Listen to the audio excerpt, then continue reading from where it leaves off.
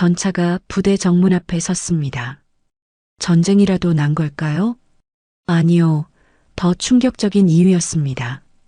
그날 철문을 두드린 전차는 무기도 위협도 아닌 단 한 병사의 침묵을 깨기 위해 왔습니다. 그 침묵 속엔 군 전체를 뒤흔들 진실이 숨어 있었죠. 지금부터 군복의 무게에 대한 아무도 몰랐던 이야기를 시작합니다. 그 전에 잠깐 구독과 좋아요 부탁드리며 오늘의 이야기 속으로 함께 들어가 볼까요? 7월의 마지막 주 전국에 폭염경보가 내려진 그날 오후였습니다. 강원도 모 부대 사격장은 아스팔트가 녹을 듯한 뜨거운 열기로 가득했죠. 온도계는 37도를 가리키고 있었고 구름 한 점 없는 하늘에서 쏟아지는 직사광선은 마치 불덩어리 같았습니다. 사격장 대기선에는 20명의 장병들이 일렬로 서 있었습니다. 모두 방탄복과 탄띠를 착용한 채 무거운 소총을 어깨에 맨 상태였죠. 그 중에서도 맨 끝에 서 있던 윤지후 일병은 유독 창백해 보였습니다. 20살의 어린 나이, 아직 군 생활에 완전히 적응하지 못한 듯한 모습이었죠. 다음 사수 준비. 교관의 날카로운 목소리가 사격장에 울려 퍼졌습니다. 하지만 앞선 사수들의 사격이 계속 지연되면서 대기 시간은 점점 길어지고 있었습니다. 처음 30분이라고 했던 대기 시간은 어느새 1시간을 넘어서고 있었죠. 윤지우는 목이 바짝 말라 침을 삼키려 했지만 입안은 이미 메말라 있었습니다. 방탄복 안쪽으로는 땀이 강물처럼 흘러내렸고 무거운 장비들이 어깨를 짓누르고 있었죠. 머리가 점점 어지러워지기 시작했지만 감히 자리를 이탈할 수는 없었습니다. 군대에서는 명령 없이 대열을 벗어나는 것 자체가 큰 문제가 되니까요. 물 좀 마셔도 될까요? 옆에 서 있던 동기가 조심스럽게 물었습니다. 하지만 교관의 대답은 차갑기만 했죠. 사격 끝날 때까지 대기. 집중력 떨어뜨리지 마. 그렇게 또 30분이 흘렀습니다. 윤지후의 시야가 흐릿해지기 시작했죠. 발밑이 휘청거리고 귀에서는 이상한 소리가 들려왔습니다. 심장이 너무 빨리 뛰어서 가슴이 터질 것 같았죠. 하지만 윤지우는 꾹 참았습니다.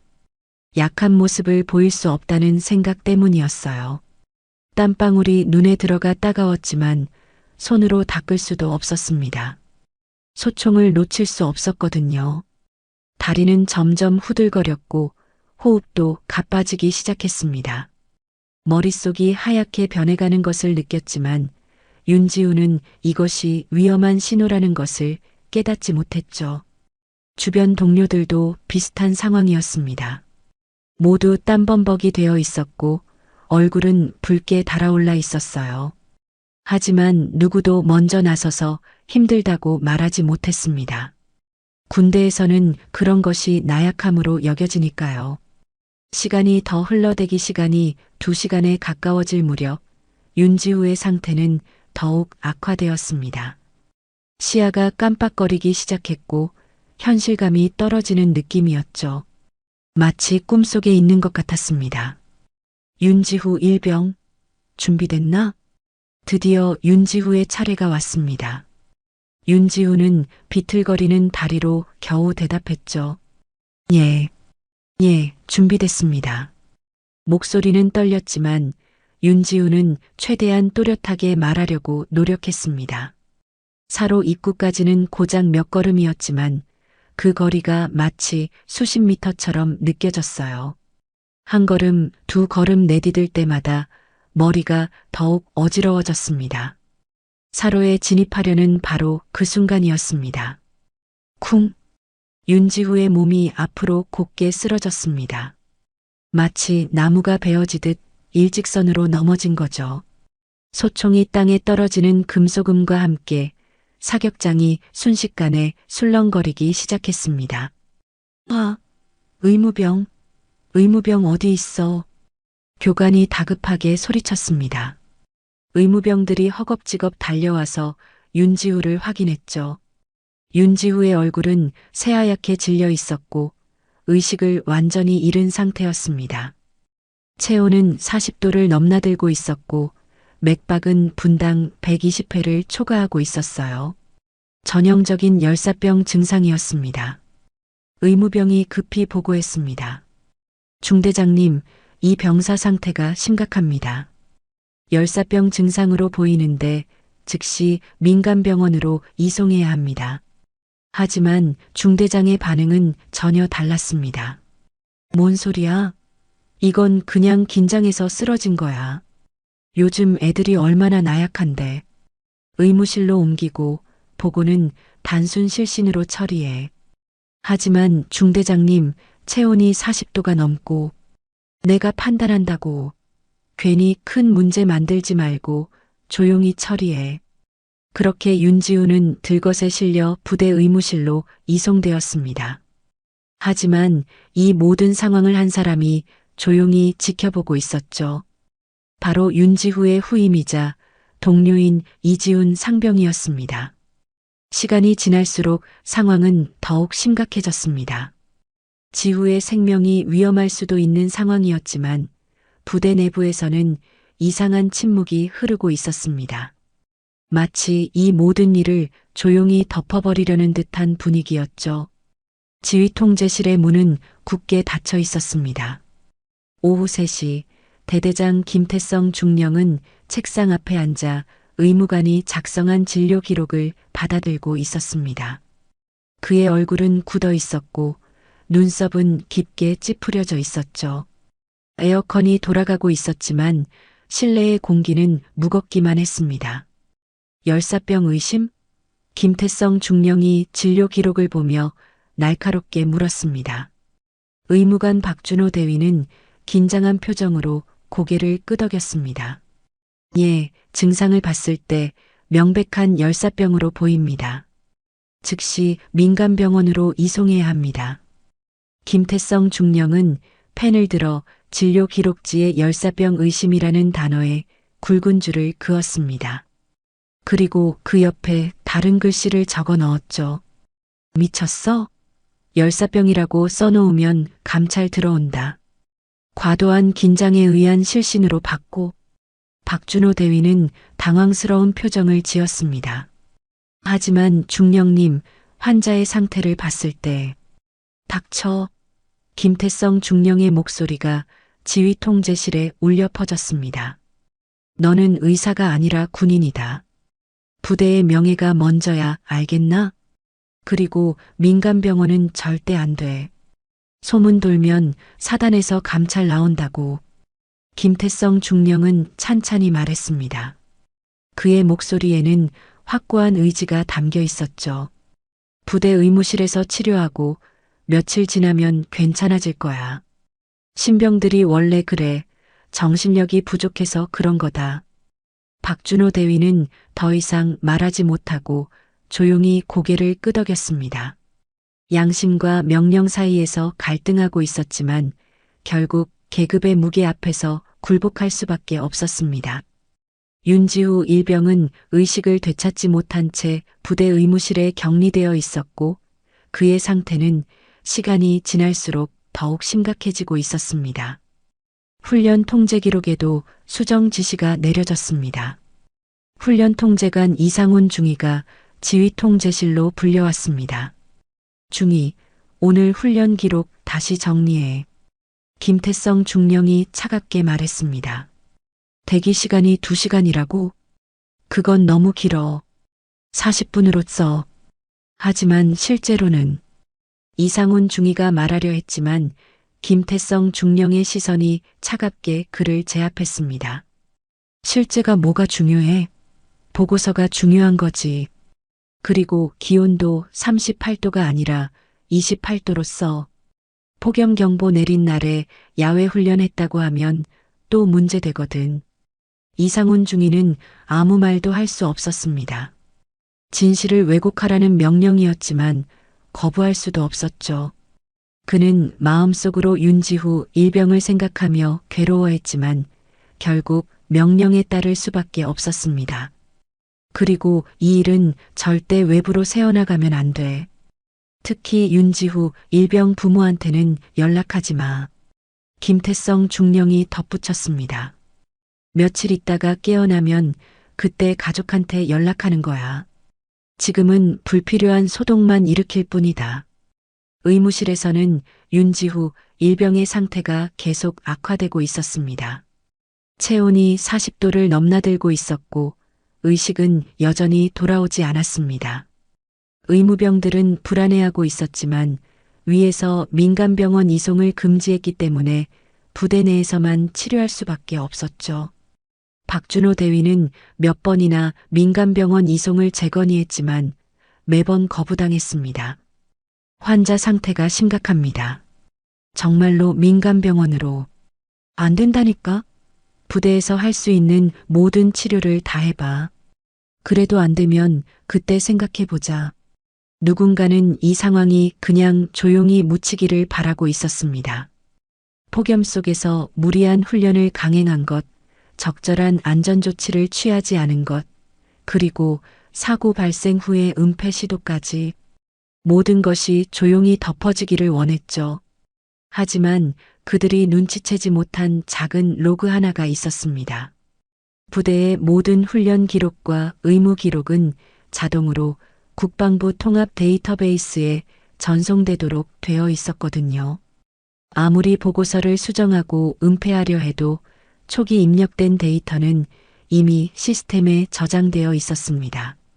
국방부 작전참모부의 정보 감시망은 24시간 가동되고 있었고 각 부대에서 발생하는 모든 이상 징후를 실시간으로 모니터링하고 있었습니다. 윤지후 일병의 사고와 관련된 초기 데이터가 시스템에 감지되고 있었고 곧 관련 부서로 경보가 전달될 예정이었죠. 시간이 지날수록 은폐의 벽은 높아져 갔지만 진실은 이미 다른 경로를 통해 빠져나가고 있었습니다. 그리고 그 진실은 곧 예상치 못한 곳에서 폭발적인 반응을 일으키게 될 것이었습니다.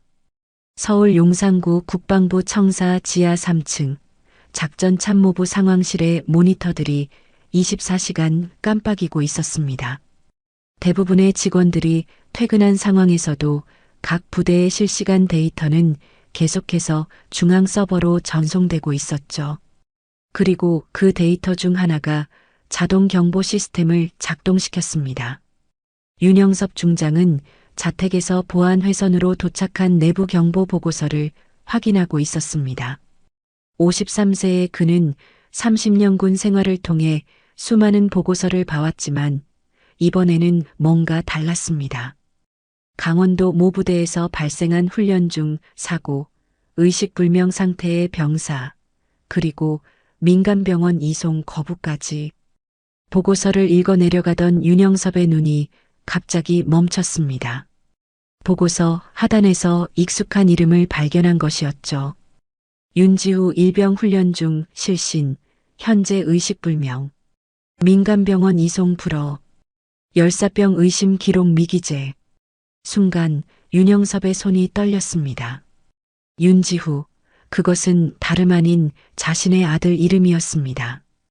20세의 어린 아들이 군에 입대한 지 이제 겨우 6개월.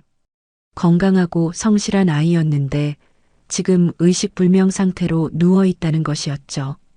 이게 무슨... 윤영섭은 보고서를 다시 한번 자세히 읽어봤습니다. 초기 데이터와 수정된 보고서 사이의 차이점들이 명확하게 드러나 있었습니다. 실제 대기시간 2시간이 40분으로 축소되었고 기온 38도가 28도로 조작되었으며 열사병 진단이 긴장성 실신으로 바뀌어 있었습니다. 윤영섭은 지휘관이었지만 지금 이 순간만큼은 무엇보다 아버지였습니다.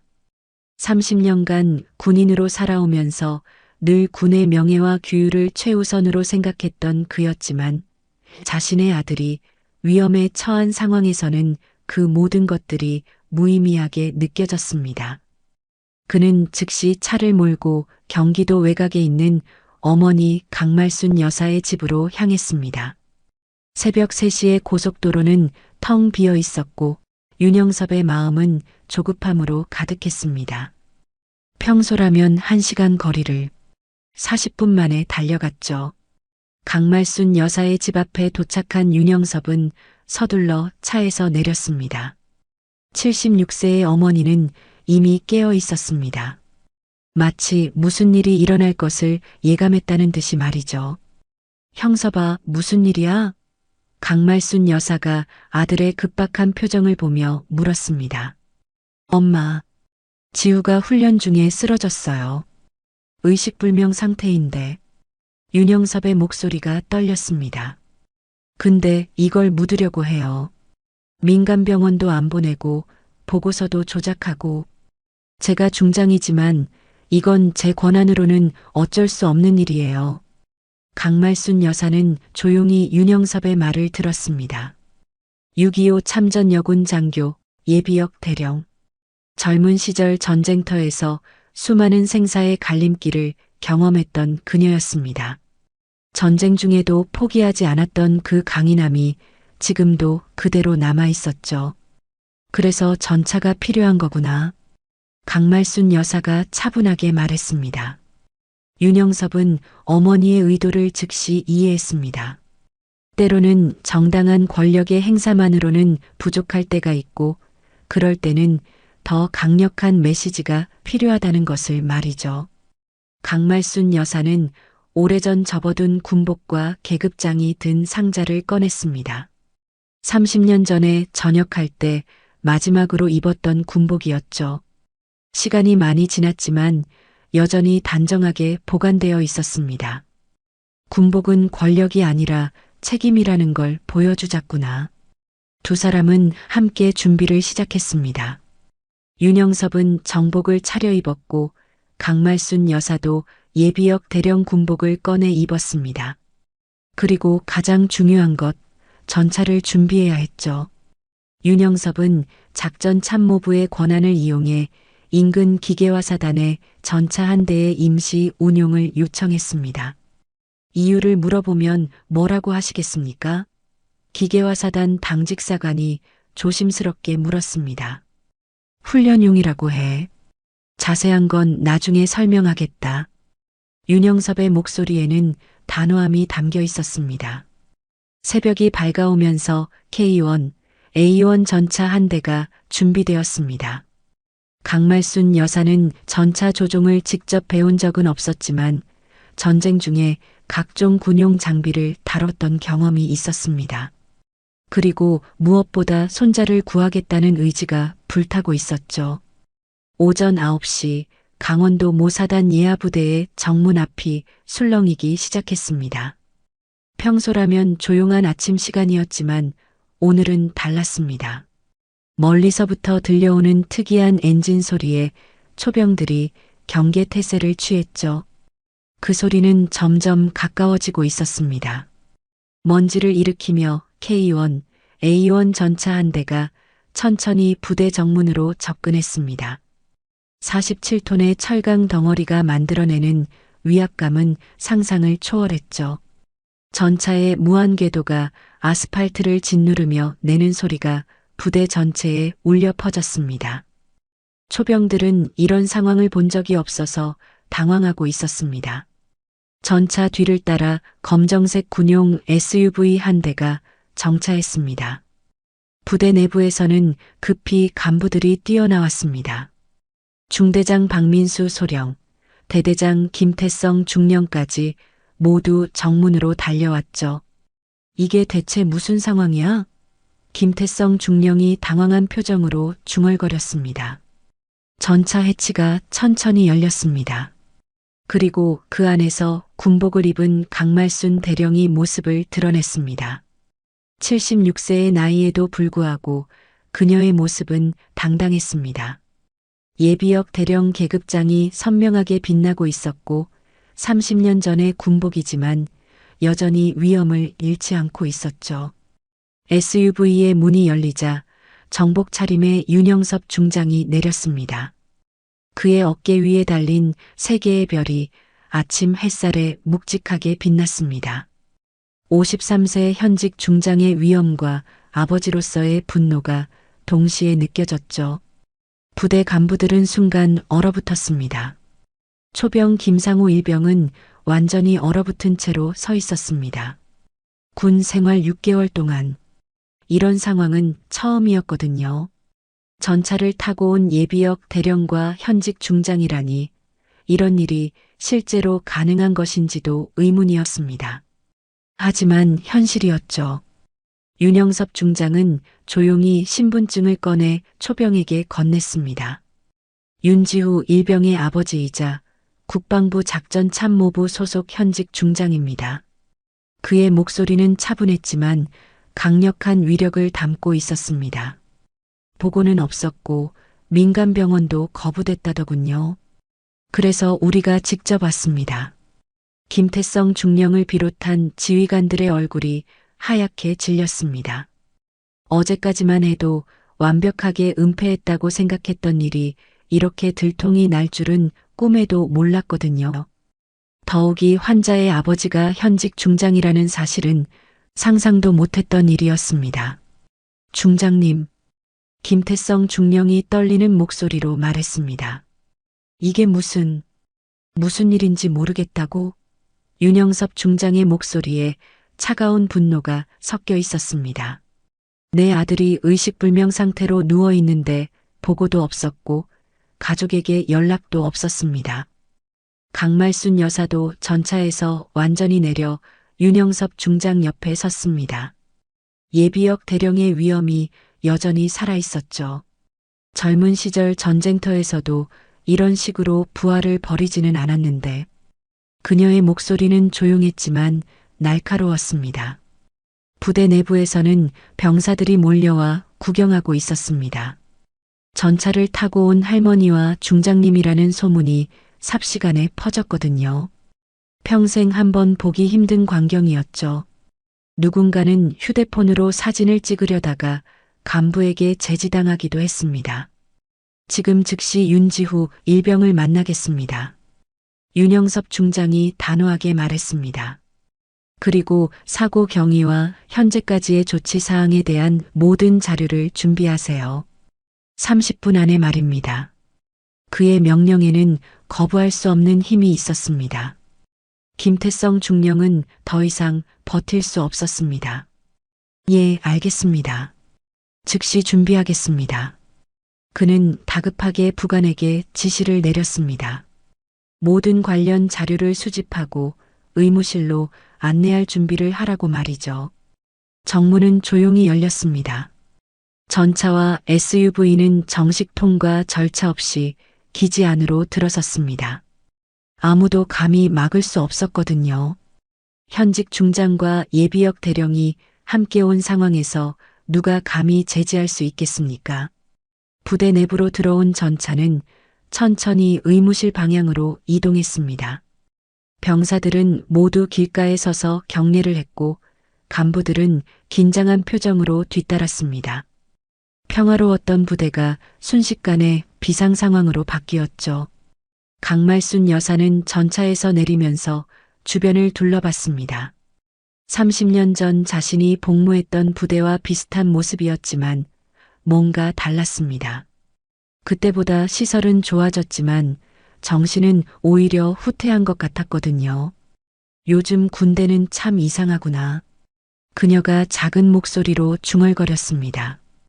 윤영섭 중장과 강말순 여사의 등장은 부대 전체에 충격파를 일으켰습니다.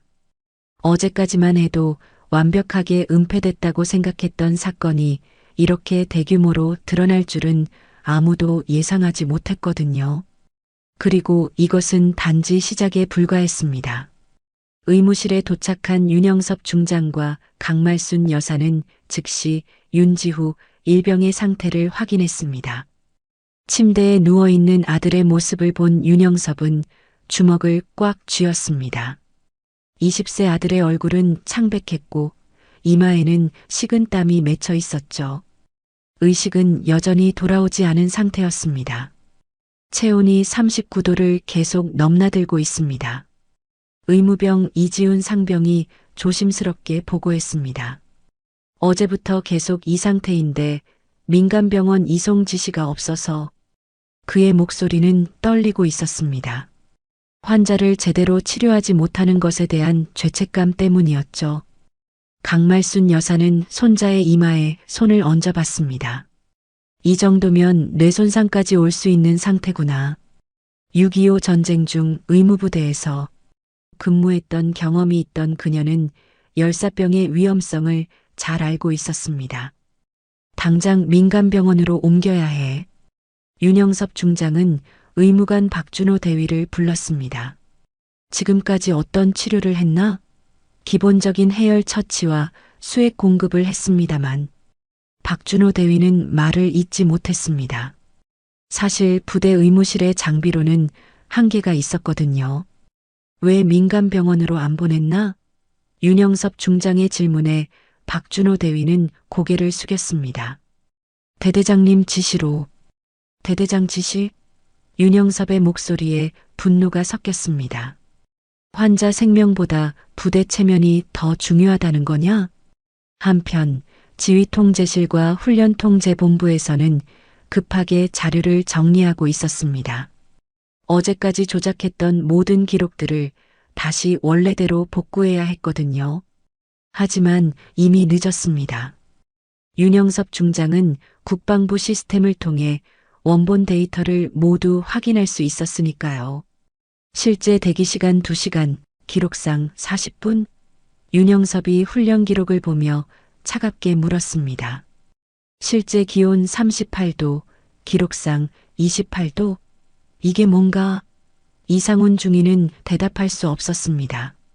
거짓말을 할 수도 진실을 말할 수도 없는 상황이었죠. 강말순 여사는 따로 의무병들과 이야기를 나누고 있었습니다. 정말 어떤 상황이었는지 솔직하게 말해보렴.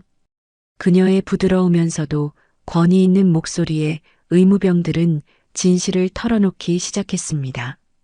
사격장에 그늘이 하나도 없었어요. 이지훈 상병이 조심스럽게 말했습니다. 물통도 얼음도 준비되지 않았고 윤일병은 방탄복과 완전 무장 상태로 2시간 넘게 햇빛 아래 서 있었어요. 2시간 넘게 강말순 여사가 놀란 표정을 지었습니다. 폭염경보가 내린 날에? 예. 그리고 쓰러진 후에도 한참 동안 방치됐어요.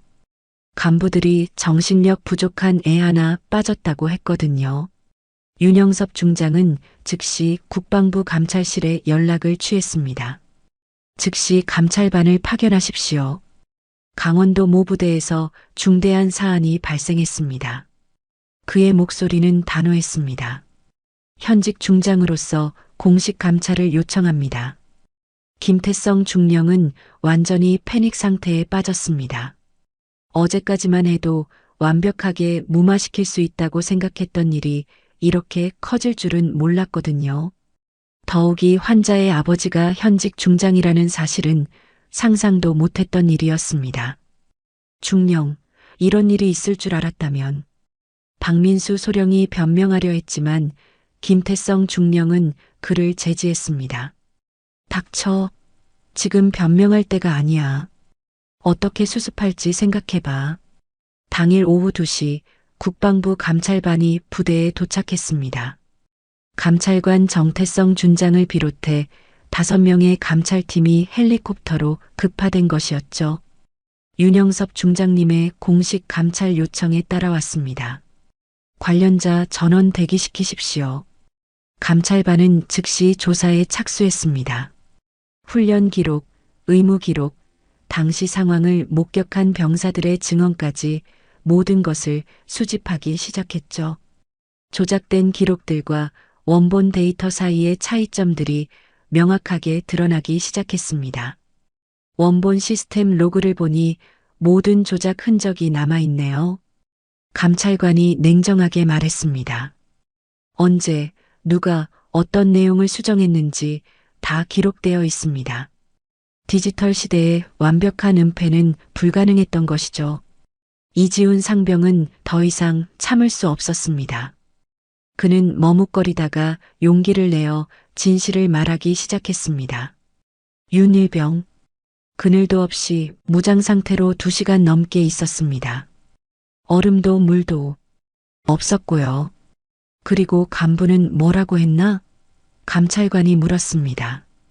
정신력 부족한 애 하나 빠졌다고 그렇게 말했습니다. 이지훈 상병의 증언은 녹음되고 있었고 이것은 곧 중요한 증거가 될 것이었습니다. 감찰 과정에서 더 많은 진실들이 드러났습니다. 폭염 속 무리한 훈련 강행, 안전조치 미비, 사고 발생 후 은폐 시도, 그리고 가족에 대한 연락 거부까지 모든 것이 체계적으로 조작되고 있었던 것이죠. 윤영섭 중장과 강말순 여사의 현직 중장과 예비역 대령의 동시 조치는 부대 전체를 뒤흔들어 놓았습니다. 어제까지 침묵 속에 묻혀있던 진실이 마침내 세상 밖으로 나오기 시작한 것입니다.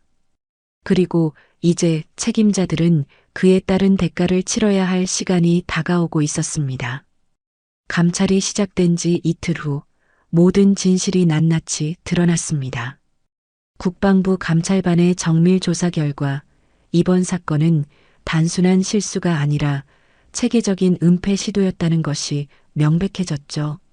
디지털 포렌식을 통해 모든 기록 조작 과정이 시간순으로 복원되었습니다. 정태성 준장이 감찰 결과를 발표했습니다. 중대장 박민수 소령은 폭염경보 발령 상황에서도 야외 훈련을 강행했으며 적절한 안전조치를 취하지 않았습니다. 박민수 소령의 얼굴은 창백했습니다.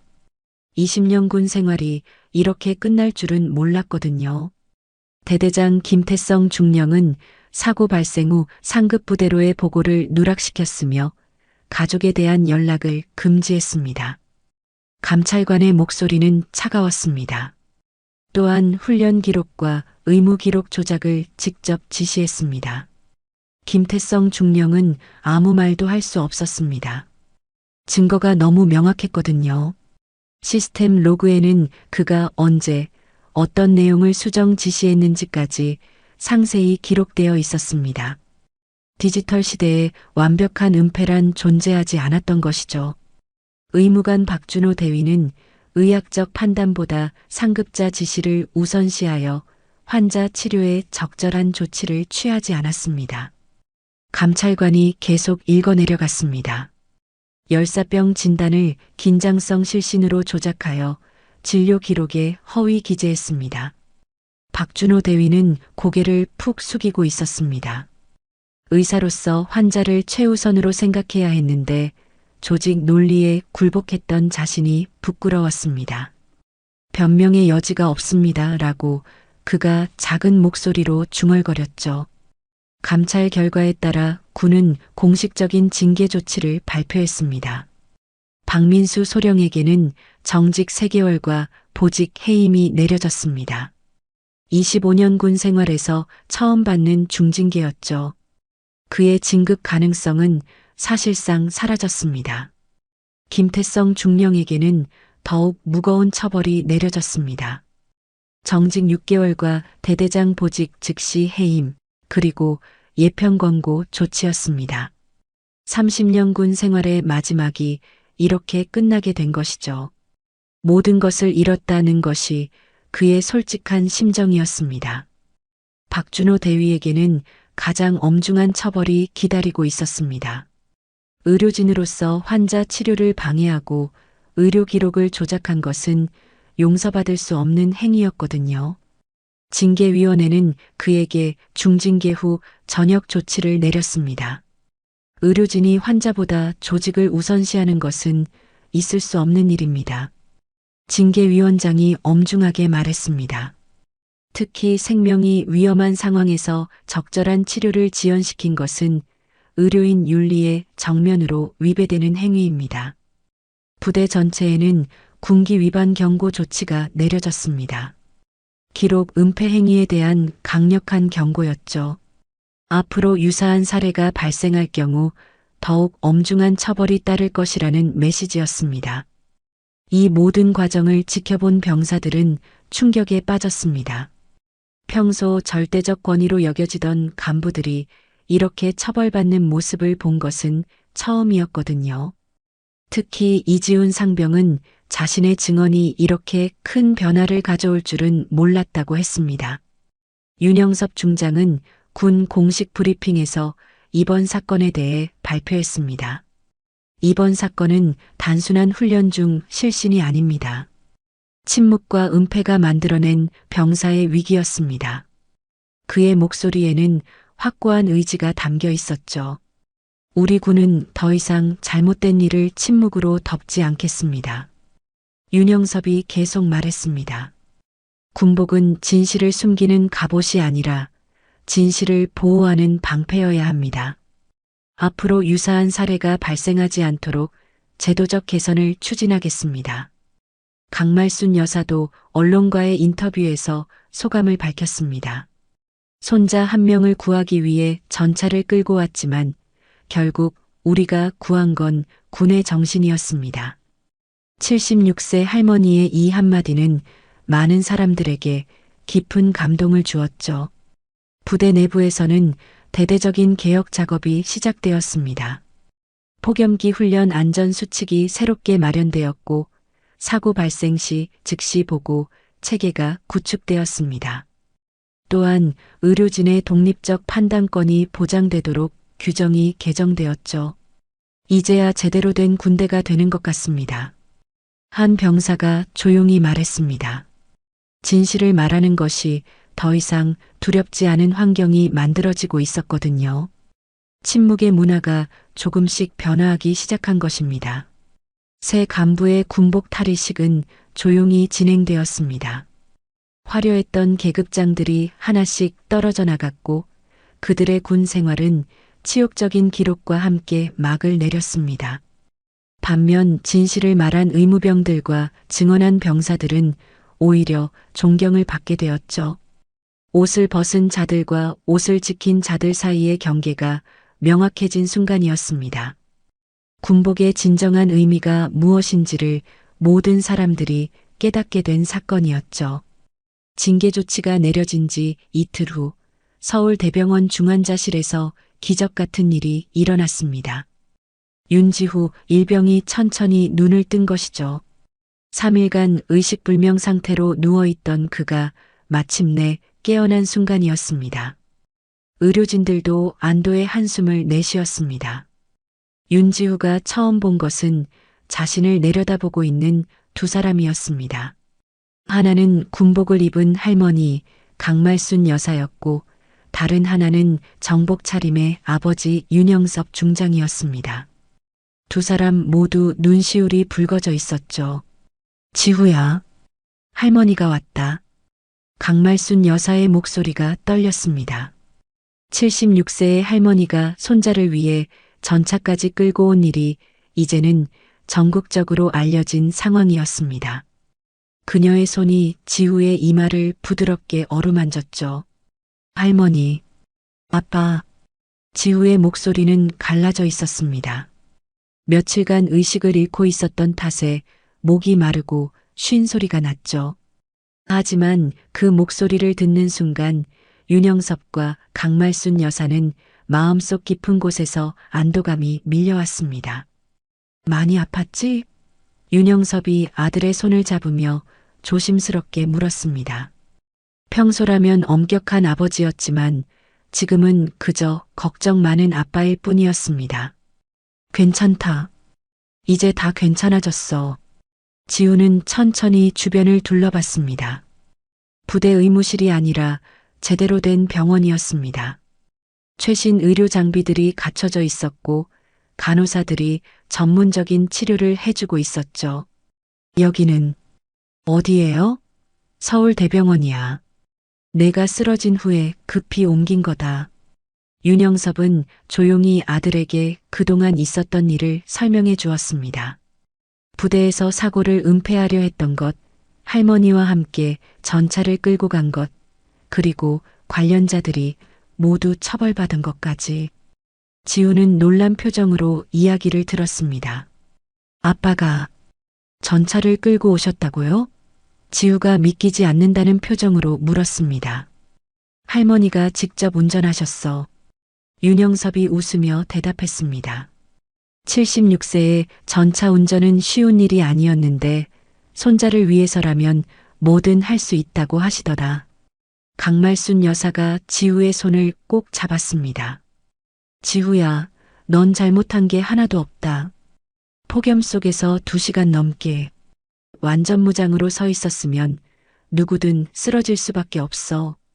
그녀의 목소리에는 따뜻함과 동시에 분노가 섞여 있었죠. 하지만 전 약해서. 지우가 자책하려 하자 윤영섭이 단호하게 말을 끊었습니다. 지우야, 넌 나약하지 않았다. 잘못은 너한테 있지 않아. 잘못된 건 군복을 방패로 삼아 진실을 숨기려 한 사람들이다. 방패로? 지우가 의아한 표정을 지었습니다. 군복은 진실을 감추는 도구가 아니야. 진실을 지키고 보호하는 방패여야 하는 거다. 윤영섭의 말에 지우는 깊이 생각해보는 표정을 지었습니다. 강말순 여사가 손자에게 더 중요한 이야기를 해주었습니다. 지우야, 이번 일로 많은 게 바뀌었어. 폭염기 훈련 안전수칙이 새로 만들어졌고 모든 부대에 안전장비가 보급될 예정이야. 내가 겪은 일이 다른 병사들은 겪지 않게 될 거다. 지우는 그제서야 자신의 사고가 단순한 개인적 불운이 아니었다는 것을 깨달았습니다.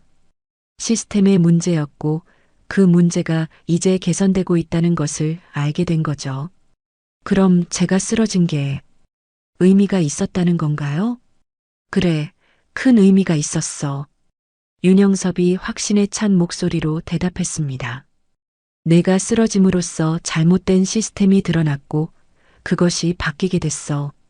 앞으로 같은 일을 겪을 병사들이 없어질 거야. 지우의 눈에서 눈물이 흘러내렸습니다.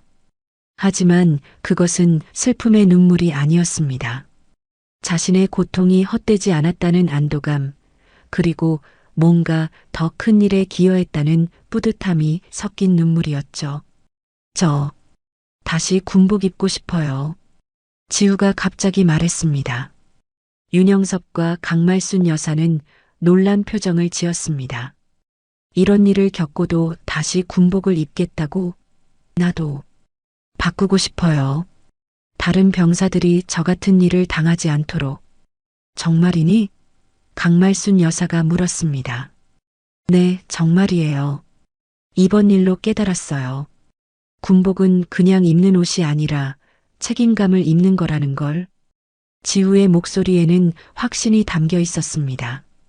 윤영섭은 아들의 다부진 모습을 보며 뿌듯함을 느꼈습니다. 이 모든 시련을 통해 지우가 진정한 군인 정신을 깨닫게 된 것 같았거든요. 좋다. 하지만 우선 완전히 회복부터 하자. 몸이 건강해야 꿈도 이룰 수 있으니까. 강말순 여사는 손자의 머리를 쓰다듬으며 말했습니다. 우리 지우가 진짜 군인이 되는구나. 계급장이 아니라 정신으로 말이야. 그녀의 목소리에는 자랑스러움이 가득했습니다. 병실 창문 밖으로는 저녁 노을이 지고 있었습니다. 길고 긴 악몽 같은 시간이 끝나고 새로운 시작을 알리는 듯한 아름다운 노을이었죠. 세 사람은 조용히 그 노을을 바라보며 앞으로의 다짐을 마음속으로 새겼습니다. 한 달 후 윤지우는 완전히 회복되어 부대로 복귀했습니다. 하지만 그가 돌아온 부대는 예전과 완전히 달라져 있었습니다. 모든 사격장에 그늘막이 설치되었고 폭염기 장비 대기 시간 제한 제도가 신설되어 있었죠. 냉각 장비와 응급처치 키트도 곳곳에 비치되어 있었습니다. 윤지후 일병 복귀합니다. 지우가 당당하게 격려를 했습니다. 새로 부임한 대대장 이성민 중령이 그를 반갑게 맞아주었습니다.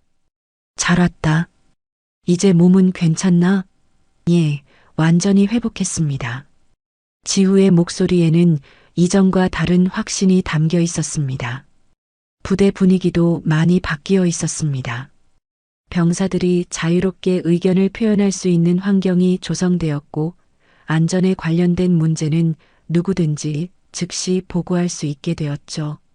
침묵의 문화가 소통의 문화로 바뀌고 있었습니다. 지우는 신병교육 태스크포스 팀에 배치되었습니다. 그의 경험을 바탕으로 새로운 안전교육 프로그램을 만드는 일이었죠. 실제 경험자가 만드는 교육 자료가 가장 현실적일 거야. 이성민 중령이 지우에게 임무를 부여하며 말했습니다. 지우는 열정적으로 교육 자료를 정리했습니다. 폭염기 훈련 시 주의사항, 열사병 초기 증상 인식법, 응급처치 요령까지 자신이 겪었던 고통을 다른 병사들이 겪지 않도록 하는 것이 목표였죠. 매일 밤늦게까지 자료를 정리하고 검토했습니다. 이 부분은 좀 더 구체적으로 써야 할 것 같아요. 지우가 동료들과 토론하며 자료를 수정했습니다. 실제로 겪어본 사람이 말하니까 설득력이 다르네요. 다른 팀원들도 지우의 의견을 적극적으로 받아들였죠. 그런 어느 날 지우는 책상 위에 조용히 육군사관학교 입교 서류를 올려놓았습니다. 팀원들이 놀란 표정으로 그를 바라봤습니다. 지우야, 이게 뭐야? 사관학교에 지원하려고 합니다. 지우의 대답에 모든 사람들이 당황했습니다. 이런 일을 겪고도? 한 선임이 의아해했습니다. 지우는 차분하게 대답했습니다. 이런 일을 겪었기 때문입니다. 나는 약해서 쓰러진 게 아니에요. 진실이 없어서 쓰러진 거였거든요. 이제 나도 그런 군인이 되고 싶어요. 그런 군인? 진실을 지키는 군인이요. 부하들을 진짜로 보호할 수 있는 지휘관이 되고 싶어요. 지우의 눈에는 확고한 의지가 담겨 있었습니다. 한 달 전에 그와는 완전히 다른 모습이었죠. 이성민 중령도 지우의 결심을 지지해 주었습니다. 좋은 생각이다. 내가 겪은 경험이 좋은 지휘관을 만드는 밑거름이 될 거야. 그는 지우의 사관학교 지원에 적극적인 추천서를 써주었습니다. 한편 강말순 여사는 집에서 뉴스를 보고 있었습니다. 전국 각지에서 폭염기 안전사고가 현저히 줄어들었다는 보도였죠. 윤지우 사건 이후 군 전체의 안전의식이 크게 개선되었다는 전문가의 분석이 나오고 있었습니다. 할머니, 뉴스 봤어요? 지우가 전화를 걸어왔습니다. 그래, 봤다. 우리 지우 덕분에 많은 병사들이 안전해졌구나. 강말순 여사의 목소리에는 자랑스러움이 가득했습니다. 그리고 할머니 사관학교에 지원하기로 했어요. 지우의 말에 강말순 여사는 잠시 침묵했습니다. 그리고 나서 웃음소리가 들려왔습니다. 그래, 그게 맞다. 경험한 사람이 바꿔야지. 윤영섭 중장도 아들의 결정을 전폭적으로 지지했습니다. 아버지로서도 군인으로서도 자랑스럽다. 그는 지우에게 말했습니다. 내가 앞으로 만들어갈 군대가 기대된다. 몇 달 후 지우는 사관학교 입학시험에 합격했습니다. 필기시험뿐만 아니라 면접에서도 높은 점수를 받았죠. 왜 군인이 되려고 하나? 라는 질문에 대한 그의 답변이 면접관들에게 깊은 인상을 줬습니다. 저는 군복의 진정한 의미를 배웠습니다. 그것은 권력이 아니라 책임이라는 것을요. 앞으로 그런 책임감을 가진 군인이 되고 싶습니다. 지우의 답변은 진정성이 느껴졌고 면접관들도 고개를 끄덕였습니다. 입학 전날 밤 강말순 여사는 지우와 함께 조용한 시간을 보냈습니다. 지우야, 우리가 너한테 물려준 게 뭔지 아니? 뭐예요, 할머니? 훈장도 아니고 계급도 아니야. 그것은 정의다. 정의요? 그래, 옳은 것을 옳다고 말할 수 있는 용기. 잘못된 것을 잘못됐다고 외칠 수 있는 힘. 그게 바로 우리가 너한테 물려준 가장 소중한 유산이야. 강말순 여사의 말에 지우는 깊이 고개를 끄덕였습니다. 전차보다 무거운 유산이구나. 지우가 중얼거렸습니다. 맞아. 47톤짜리 전차보다 훨씬 무겁지. 하지만 그만큼 소중한 거야. 강말순 여사가 손자의 어깨를 다독이며 말했습니다. 사관학교 입학식 날 윤영섭과 강말순 여사는 자랑스러운 마음으로 지우를 배웅했습니다. 새로운 군복을 입은 지우의 모습은 당당했습니다. 이제 그는 진정한 의미에서 군인이 되어가고 있었죠. 말하지 않은 자는 옷을 벗었고 외친 자는 군인이 되었다. 강말순 여사가 조용히 중얼거렸습니다. 침묵했던 간부들은 군복을 벗고 떠났지만 진실을 외쳤던 젊은이는 진짜 군인이 되어가고 있었습니다. 몇 년 후 지우가 진짜 장교가 되어 부하들을 지휘하게 될 때 그는 할머니와 아버지로부터 물려받은 가장 소중한 유산인 정의를 실천하게 될 것입니다. 그리고 그 정의는 또 다른 세대로 이어져 갈 것이죠. 군복은 침묵의 갑옷이 아닙니다. 진실을 드러낼 용기 위에 입는 옷입니다. 그리고 그 진실을 지켜가는 것이 바로 진정한 군인의 모습인 것입니다. 윤지후의 이야기는 이제 새로운 시작이었습니다. 오늘 준비한 영상은 여기까지입니다. 이야기가 마음에 드셨다면 좋아요와 구독 부탁드립니다. 그리고 여러분의 이야기도 꼭 댓글로 들려주시면 함께 더 깊은 따뜻한 대화를 나눌 수 있을 것 같습니다. 더 재밌는 영상으로 찾아뵙겠습니다. 감사합니다.